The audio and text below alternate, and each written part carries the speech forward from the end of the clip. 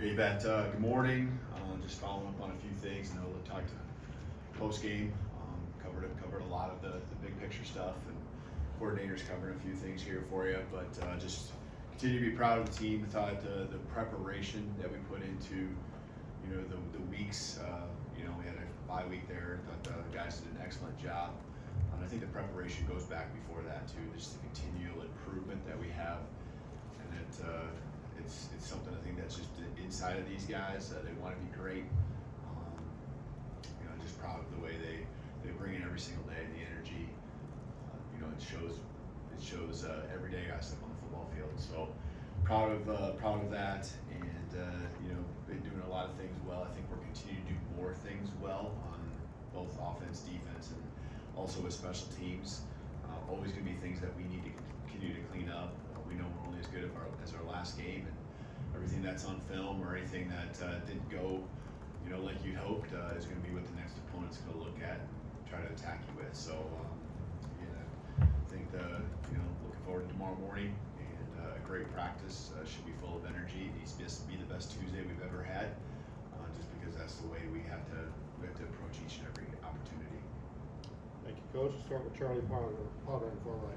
Yeah, hey Coach, just with Ryan, how do you teach a guy that young just to manage some of the things that are coming his way from an attention standpoint? Excuse me. He's obviously got a lot coming his way. You give me water. And a lot of things that we expect him to continue to do, right? Make a lot of plays, and he's going to continue to bring on that attention, and just educating him and understanding, both on the field while he's doing his thing and away from it. Just that the impact he has is seen, influence he has is great, and just how to manage all of that. So it's just a process, and it's not just with him; it's with every one of our guys. We try to do a really good job of that. There's a lot going on, and every little thing is picked up on, especially these days. And Ryan's first-class guy all the way through and through, and love coaching him. He brings in a great work ethic, smile, all the things you want each and every day of practice. Jump over to Chase on the far left. Question you didn't get asked about on Saturday night. When you had the miscue on the kickoff return in the fourth quarter, you got a drive start at your own 3-yard line. Bernard makes a tough catch to move the change. You end up punting on that drive, but you drove it away from the goal line enough that I think Georgia took over on their own 33. How critical was it, even on a drive where you punt, to get it off the goal line? Yeah, no, that's a really good point. And the first point is that we got to do a better job of making sure that situation doesn't happen. We talked a lot about that yesterday in our special teams meeting, and we'll learn from that. Getting those first downs and getting yourself some space, and especially when you do have James where he can flip the field, you want to, obviously move the ball further, get more first downs. But that was a big catch, converting there with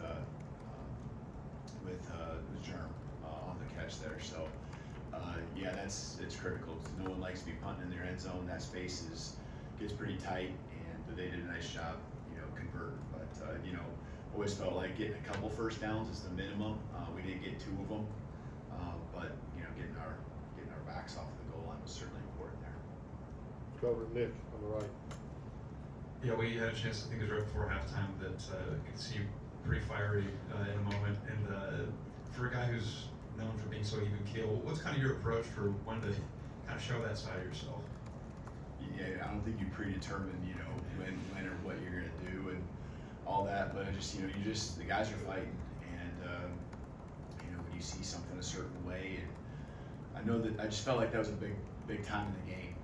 We were doing a lot of things well, and some opportunities that just we didn't take advantage of as a team. And that moment right there, we talk about the middle 8 going into the locker room with a lot of momentum, and I know we got a safety there right in that area too, but there were some missed opportunities that we would love to have had, and it was just fighting for my team, and I know they were out there fighting, doing everything they could. So just loved the way we were playing up until that point. Wanted to keep it going. just, I saw it a certain way and wanted to make it known, so. Back left, Steven. The tight ends were used a lot throughout the game, and especially CJ Dupree. Like, how does he make this offense count? Yeah, the tight end has always been an extremely critical part of our offense. The ability to be able to line up wide, come in tight, hand down, off the ball. The more things all guys can do, especially skilled players in our offense, the more versatile we'll become. Receivers who can run the ball. We saw that with some guys Saturday night, running backs that can catch the ball. We saw that for a touchdown and some other opportunities as well. Just that versatility to where a defensive coordinator, putting a game plan has to give all these different, elements of how we're going to attack. With CJ in particular, he's continued to, find his way into this offense, and guys finding him, whether it's Jalen or us just understanding, the best ways to utilize him the way he's most comfortable. He did a nice job, and he has done a nice job taking advantage of his opportunities. There was just more of them, and that was part of the plan. Things that fit a lot of different ways where we felt we could attack, and he did a nice job, all game long, as well as did the other tight ends. We got a few questions from the front here. Row, we'll start with Jack. Hey, Coach, you mentioned the safety, that coming right off of an interception. How big was that just from a momentum standpoint to see your defense, if you didn't make a stand like that and put some points on the board right after a turnover on offense? Yeah, it's huge. And, really, the defenses love to be in that spot. Didn't like that how we got into that spot because we had to kick it down to him there. Or that was actually not the interception. That's even worse, right? But taking advantage, and when a team has their backs to the wall, just like we just spoke of with our back to the wall, that's a tough spot to be in. And I thought Coach Womack and the defense dialed some good things up and put them in a really comfortable spot where they had to, really react quickly, and we got the intentional grounding. So those 2 points, all points, as we saw at the end of the game, were really critical. And I think when it comes to points in general, this is a little off the topic. That's one thing I love about our team. The 2-point conversions at the end, whether it's us scoring or us stopping, and understanding the significance of every point. And that goes for extra points in the middle of the game or first quarter. I think our guys play hard each and every time, each and every play, but especially when those points are at stake. Go ahead, Mike. You mentioned the running backs getting involved in the passing game. I think that throw, the touchdown pass to Jan might have been Jalen's most, perfectly placed pass of the night. Just how have you seen him improve in those intermediate throws, 10 to 19 yards past line of scrimmage? Yeah, the thing that stuck out to me in the moment even is that he didn't even think twice, and that is just something I think is coming along more and more. I think when it comes to Jalen's game, there's the fundamental piece, right, that you're always working on. And there's also then the element of understanding the offense and what we're trying to accomplish with concepts. And then there's a trust that has to be there with the other guys that are there in front of you to block, the guys that are running the routes, just all of it coming together. And I think you just see in each and every week those steps in all those areas happening, and the progress he's making. And that doesn't just happen. You have to intentionally work at all of it. And it's communication. Hey, I might throw that in there if you have a step on it. It's just reaffirming with each and every one of them in practice, and that's a lot of work. And he brings that energy, he brings that intentionality each and every day. All right. Hey, Coach, I'm sure you'd probably love to have the success in the second half that you did the first half, but how important was it for your team to be battle tested, and what'd you learn about it? Yeah, it's important for us to now have this each game provides experiences, right? Every game, every opportunity, and we all have our experiences outside of being here in Alabama, all the areas, places we came from. And we talked about this as a team. For us to start fast like we have really the last 2 games, we did against Western Kentucky, the South Florida game, I think we learned a lot. But I really like that because that shows the preparation, the confidence that is a result of it. We hit the ground running. Yes, we would like to have a better second half. There's literally one play here, one play there, a small little piece that would have, in the early part of the third quarter, mid part of the third quarter, completely changed that game. And unfortunately, it did. It did happen, and we have to continue to learn from that.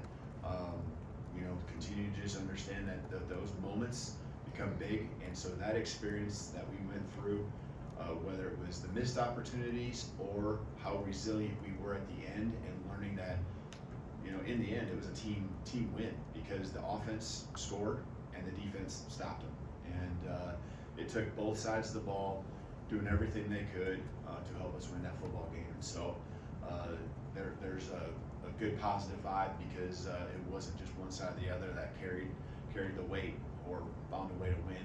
It was a team win, and we'll learn from that and continue to trust and believe in each other and continue to grow as a team because of it. Go ahead, Colin. Hey, Kalen. I'm curious, as a former offensive coordinator, how difficult is Kane Womack's swarm defense, the disguise that it brings? How hard is that for an offensive coordinator? Yeah, you know, and there's a reason why, you know, I wanted Kane to be here. You know, I saw it back in 2019 when I was at Indiana with him, and really liked a lot about what he was doing, whether it was schematically or how he brought a unit together, just the support he gives me, and the type of person he is. There's I can go on and on, but when it comes to what your question was about, you know, what he can do, I think it's a little bit different than what you see from. And every defense has got their style, so you know a lot of people are probably going to say that, but there's a mix of attacking style with the opportunity or the way of just making people earn it, and he can just kind of pull on that and make it kind of look the same from play to play. And he's got a great mindset, great you know schematic system that he can really draw upon to be able to pull the trigger on whatever he wants, and then being able to communicate it through his staff and make it simple for our guys to allow them to play fast is I think what you're also seeing, especially early in the season here as a new team. There's still just stuff that's happening that we haven't been through, experiences and situations, and each and every game. That's one thing you just worry about going into a game like this is it's an early game of season against a very quality opponent, and all those situations that you try to get your team to understand and prepared for during spring, summer, fall, they're never the same as when it happens out there in the moment. And you know, Kane's just done a great job preparing the defense and allowing them to play fast and do the things they're doing. 4 takeaways against a team that hadn't had any turnovers. You know, it's a big deal. Back right, Ryan. Coach, a lot of talk after the game about the atmosphere on Saturday, how electric it was, and I was, you know, nationally, and I was talking to fans yesterday at a restaurant that said they haven't seen Bryant Denny like that. It was really loud. How big is that moving forward? What's your message to the fans? You're helping me out. I appreciate that. I was going to talk about that because that was a huge deal. And you know, we are the guys are in a hotel and they're going through walkthroughs and all of that, whether it's Friday night, Saturday, and you don't really have a sense of what's going on out there. I got a chance to go out there on game day to set and get a good feel of it, and maybe just give them a heads up that hey, you know, it's going to be a fun day. It's going to be a lot of energy, and when we start pulling into the stadium, you instantaneously can feel it.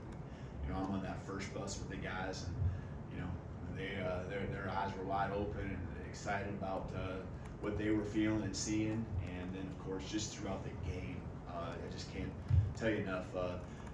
I think there's just an energy. It's not like you pick out any single thing. Like I still haven't. I hate to say this. I'm embarrassed to say this. Dixieland Delight. I still haven't really experienced it. I don't know when. I thought it was supposed to happen between the third quarter and the fourth quarter, but it must happen another time. So the lights go out, and I'm thinking it's going to happen, and it doesn't happen. So I'm still learning myself. But the energy, the excitement of it, there's just you know, something special about playing in Bryant Denny. I can't tell the fan base how much the guys love it, and we appreciate it, and can't wait to continue to do it again. Last question, Jamie. Coach, where would you rank Saturday's game and all the past games you've been head coach in? Yeah, there's a lot of great ones. I think I go back to I think this has been brought up. Maybe Coach Womack talked about the experiences you've been through. Like I've been through enough to where I just think so optimistically. Like we can do this. We can do this. You know, and trying to get that to your team is the tricky part because they haven't been through all those experiences. They don't have enough games under their belt to be able to have something that's happened at almost every spot in the field, offensively, defensively, we can get that an interception, you know, just believing that's going to happen, or we can convert this 4th down, we can get this touchdown.